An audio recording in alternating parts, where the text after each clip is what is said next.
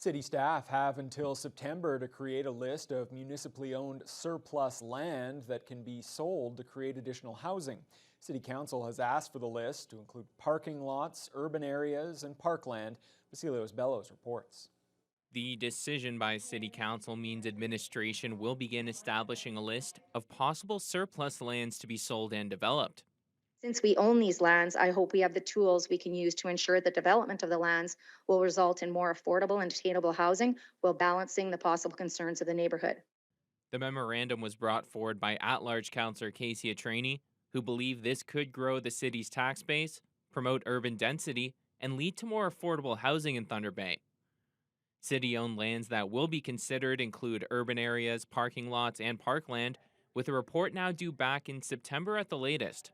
We do own property. It's certainly a conversation we can have about, is it the right amount? Is it too much? Is it too little?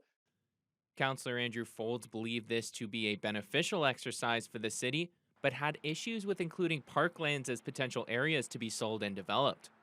I think that this is a situation where we are going to potentially create a lot of heartache, a lot of anxiety in neighborhoods, and it's not something that I would be able to support in the future, so I can't support it now. It led to Folds bringing forward a motion to eliminate parklands from the list, but that suggestion was rejected by an 8-5 vote. There were other councillors who stated that while they wouldn't want to see green space developed and sold, it's still important to consider all possibilities, especially if some of these areas are not being used by the public. We don't know until we get that list. I would not recommend selling off a whole bunch of parkland to see new housing unless it was not utilized at all. No one's out to sell parks here. But that's not to say that we might not look at a section of park that maybe the administration might recommend is a plausible thing to do. Also during the meeting, discussion surrounding an updated Pool 6 master plan. It was last updated in 2015, but there have been significant developments since then, including discussion surrounding a science center, art gallery, and exciting cruise ship seasons.